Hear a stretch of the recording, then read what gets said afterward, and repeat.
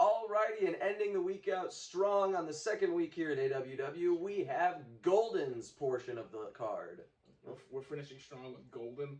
Hey, listen, man, I'm not the one who arranged how we release these episodes. If you have an opinion about Golden you want to share, go ahead. We got some time left. What's my opinion on Golden? I think it's the weakest leg of the card. It has the weakest manager, it has the weakest talent, and it has the weakest name. Golden? Whatever. Let's go ahead.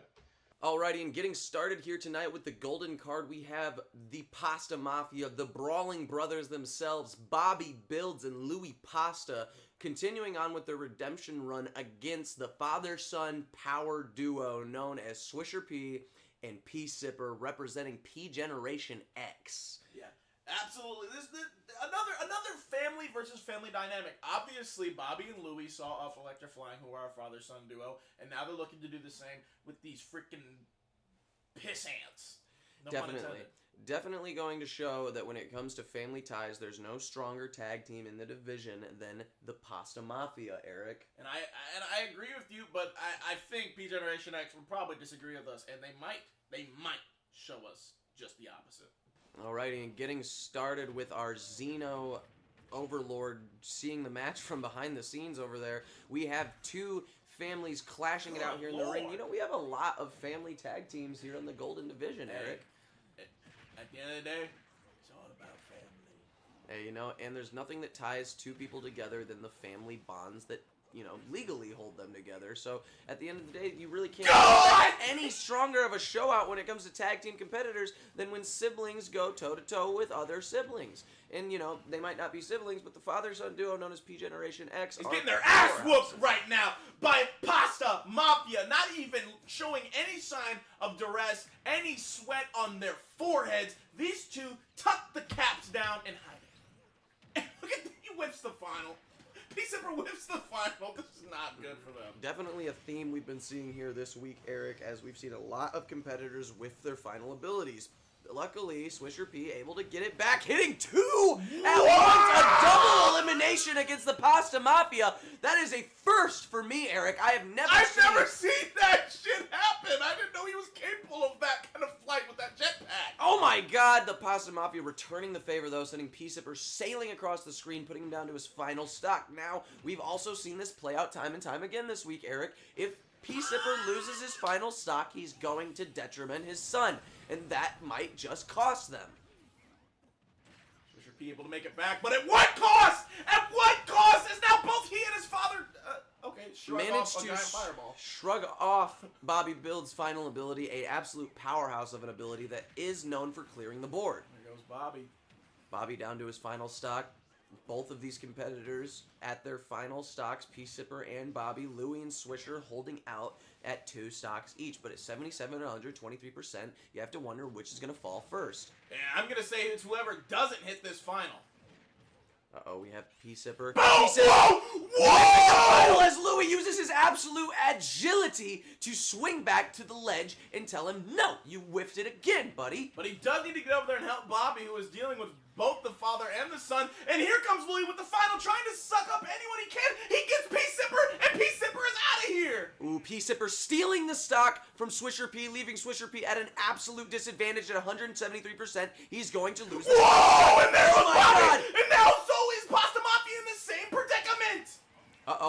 And now Swisher P is eliminated, leaving P Sipper to deal with both of these competitors. You have to wonder if he's gonna bring it back. And it comes down to this: Bobby versus P Sipper. P Sipper needs to bring this back. He needs to prove that his son's sacrifice was not in vain. He took his final stock. Bobby at 22%, he has the advantage. He needs to capitalize, but P Sipper's going to get his final. Is he going to be able to finally capitalize on using his final to his advantage, or will he whiff it again?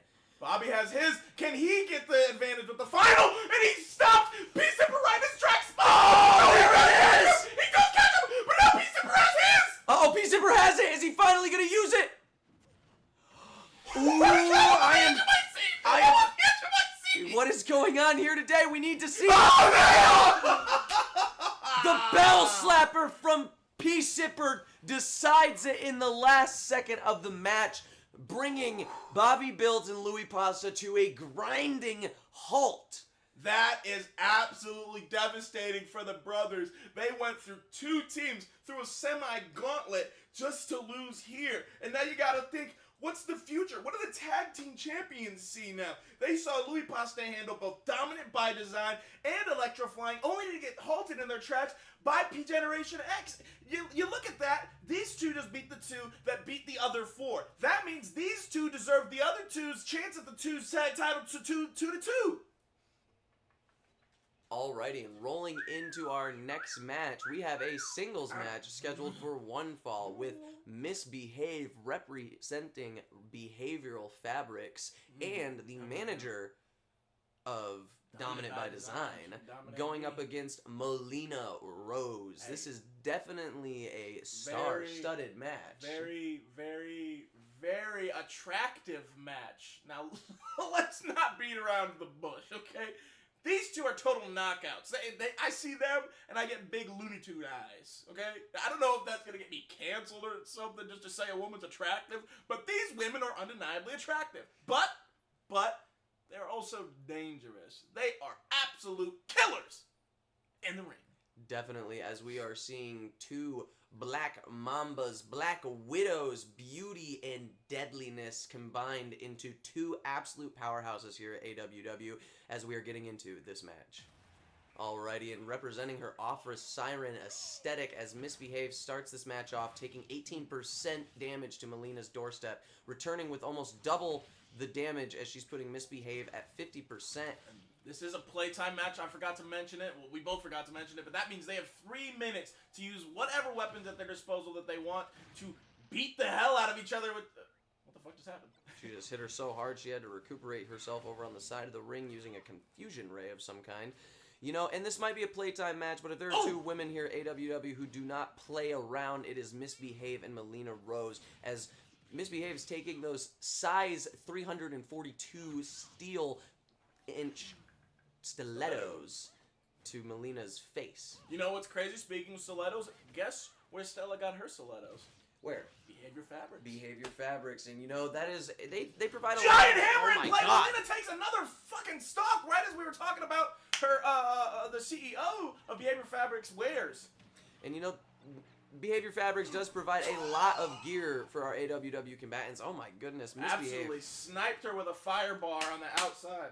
I just caught that mosquito. Absolutely, getting her final off, slowing time to a crawl as she takes advantage here, hitting her with her final ability. Oh my goodness. Giant hair dragon. Was that hair or was it thread? Well, the thing about Misbehave is that all of her fabrics are actually coalesced from the collective hair that she sheds. You know, her hair has a very... Disgusting. You didn't know this about her? It's what creates all of her weapons. That's gross. Yeah, it's pretty gross. It's a pretty strange ability that Misbehave has, but it provides her with some of the strongest fabrics, stronger than spider silk. She's able to withstand many attacks: fire, acid, poison, fog. You can't anything. argue with the results. You definitely cannot, as she is able to combine her Eldritch abilities and her absolutely gorgeous hair, I might add. Yeah, I'm actually, you know what? I take it back what I said.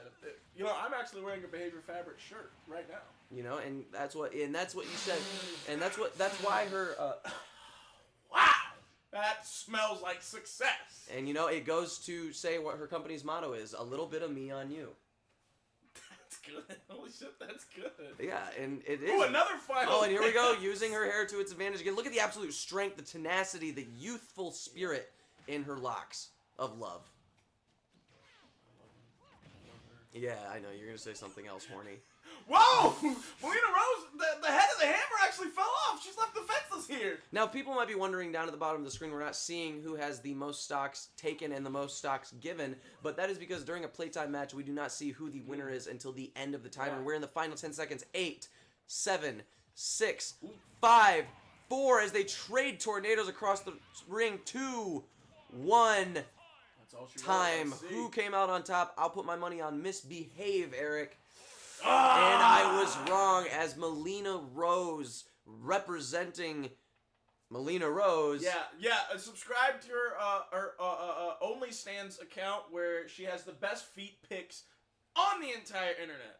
Definitely. So I've heard. Yeah, so he's heard. What? I have heard. The next matchup, we have Mac Dijon going one-on-one with Lil Nikki again, which last week, Nikki got the better of Mac Dijon by cheating, so they call it. I see it as a strategic advantage. He took a fight that was supposed to be in a boxing ring, outside of the boxing ring, throwing his opponent off completely to secure the win. Now, that's strategic as hell. That's genius. Now, what you call strategy, I call complete underhandedness, Eric. You can say what you want, but at least some of our more underhanded fighters want to keep things on camera for the viewers at home to enjoy. We still don't understand what happened in the match last week between Mac and Lil Nikki, because Lil Nikki took it upon himself to take Mac back behind stage where the cameras couldn't see and do God knows what to him to prevent him from coming back in stage. He took the 5-time Louisiana lightweight boxing champion and made him lose to a ring out. Do you know how disrespectful that is to somebody who prides themselves on combat sports entertainment? Mac Dijon extended an olive branch by telling him it was going to be a boxing bout. He brought him into his ring to prove himself, and Lil Nikki did nothing less than absolutely diatribial disrespect to his sports. You call it disrespect, I call it respecting in himself. He saw that Mac Dijon was trying to pull him out of his comfort zone, and Nikki gave him a little bit of his medicine. He said, you're going to put me in an uncomfortable position? I'm putting you in one. And he took him outside the ring. But if it makes you feel any better, Dice, this time around, Mac Dijon says there's no chance you can do that because the arena they're going to be in actually has impenetrable, invisible walls on both sides of the arena. Does that make you happy? You know, it doesn't exactly make me happy, Eric, but it is the contextual contusion on the match results last week that is exactly what led us to this point. Nobody at home, you or me, can decide who was in the right, who was in the wrong, and who deserved to truly win that match. Some people think Lil Nikki won it on his own merits. Some people think that Mac Dijon was screwed. So, we're going to see them run it back one more time. And when Nikki beats Mac inside this impenetrable force field-ridden arena, you're going to feel like an idiot. Here we go. Once again. Oh my God. What is he doing here? Can somebody please, security, this guy, he was here last week. He was here yesterday in Isaiah Caliber's match. He was here yesterday in Isaiah Caliber's match, and it seems like they've stuck around I guess, maybe they helped with ring setup, I'm not sure. Whoa, you know what I'm doing? Oh my God! Getting back to the match at hand, Mac Dijon absolutely demolishing Lil Nikki with a uppercut to the bottom of his jaw, sending him flying, taking out that first stock. Mac Dijon is feeling some type of way right now, Eric. He has a lot of aggression pent up, and he's letting it out. I felt it in that uppercut. But back to this man in the background. Wait, hold on. Let me look at this. Here it is, right there. That's a stock. I can let Nikki do this, and I can talk about what I was about to talk about. This man in the background likely cost TL, a Rollins brother, his match yesterday. What if it happens to Nikki again? We need to study the people in this venue because this is some bullshit. Hey, you know, Eric, at the end of the day, people who come and help with the setup and are behind the scenes for a reason because they need to get as close to the action as possible to take it back home with them and learn for their own promotions. I would not be surprised to see that those three people standing behind the ring right now are actually combatants from other promotions. They might be greener members that might be brought up to our own roster. I personally don't think that Edward Scissorhands back there should have anything to do with anywhere near a ring. I agree. And so much so that he's actually taking our focus away from the match as Mac Dijon grows in size and gives an emphatic combo to Lil Nikki to take his second stop. Mac Dijon absolutely beating the brakes off of Lil Nikki, taking it to task that he was absolutely disrespected last week, and he should have won if he would have just been able to make his way back to the ring before the countout left him in the loser's bracket. Mac Dijon with the smash ball again, and he loses it right as I say that. He was looking for another one of those dangerous combos. Nikki keeping him at bay while also attacking the smash ball is completely strategic, but Mac Dijon gets it again. Can he get the combo? Nikki smashes the smash ball out of him once again and takes it down to both men's final stock. Despite there being walls on the side of the ring twice in a row during this match, we've seen Lil Nikki use his immense power of his final attack and his normal upwards power attacks to send Mac through the wall. Ooh, but the wall holds that time as Mac is able to rebound and possibly get his ones back at the end portion of this match. We're going to need to see him really pull back, climb the ladder, and get his get back. He's fucking punching hard as shit. But Nikki not letting off at all, keeping his foot on the pedal to keep the... Oh my God! The knockout punch from out of nowhere. The swing back, the uppercut as it rocks against Lil Nicky's jaw. His coach joins him in the victor's corner, holding his hand up high as Mac Dijon comes out. We're seeing one of his Louisiana heavyweight belts around his waist. I don't know what that has to do with AWW, but back it up a little bit. But did his coach just dry hump him in victory? No, well, what might have been seen as an act of deviancy was actually a show of affection as his coach ran up behind him to congratulate him so fast that his girthy belly smacked into the back of Mac Dijon. You know, not everything is a sexual act of deviancy, Mr. Joseph I was Horny. just making sure. But nonetheless, absolutely incredible match between these two. And I'm excited to see if this goes on to a tiebreaker. I mean, they're 1-1 now. Definitely. Well, they're one properly won and one cheaply won. All right, and ladies and gentlemen, we have a treat for you tonight. The debut of the most talked about show in all of Amiibo World Wrestling, Doc's Talks. Let's give it up to Doc. Let's see what he has to say. Woohoo!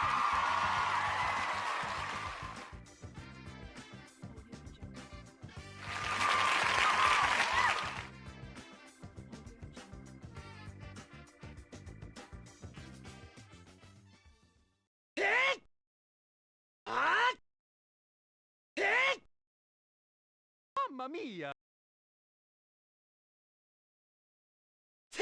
Oh!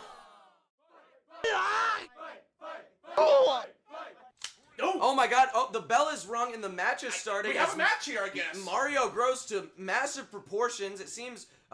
Dr. Dentist has flown behind the scenes. He's gone. He's and I don't blame him. These two seemed to went to blows, and they immediately said, "We want to run the ones right now." So Doc tried his best to keep these two level-headed, but they do not give a damn. They just want to hurt each other. Definitely, as Lonk, Lonk is a rightful contender when it comes to this sport, and Mario just couldn't accept it. He has time and time again tried to cost Lonk his opportunities, and Lonk's had enough of it. He's had enough of the cranial barrage. He's had enough of the backstage antics. He's had enough of the call-outs and the sleight of hand that Mario has brought to the table. I gotta disagree somewhat. Now, while Mario has done Lonk wrong in the past, most known is at the crowning achievement situation where he attacked him backstage. But every time these two have fought in the ring thus far, Mario has come out on top. Well, he has, but Lonk has come out on top in the past many times, and you have to wonder if he's still working off, like I call it back a lot, but there is merit to it. He was taking a smash bat directly to the back of the skull, completely unknown. There's nothing a man can do to repair for that kind of damage. And you have to wonder if these past couple weeks have just been him getting back into the swing of things. Lonk does seem to be in the swing of things right now, as he is leading very well in this matchup. Mario on his heels now, trying to survive his older brother, who is not letting up whatsoever. Oh, and we're looking towards 12 HP left for main event Mario. 0.2%! 0.2%! Oh, and there it goes. The signature upward swing of the Master Sword that Lonk Rollins holds as Lonk freaking Rollins comes out on top, Eric. It took him long enough, okay? Main event Mario has been embarrassing him, so I'm kind of glad that Lonk freaking Rollins has got himself a victory here tonight. I wonder where this leads now into the future of these two feuding brothers. Well, I have to say this, Eric. It has been a long time coming. Yeah. Oh. Thank you for joining us on this episode of AWW Golden. We will see you next week for all new episodes of Shattered, FAS, and Golden. I have been your S-Class commentator, Dice Excalibur, and he has been your scumbag manager, Eric Mystof. Please like and subscribe if you do enjoy the content, and we will see you next Wednesday.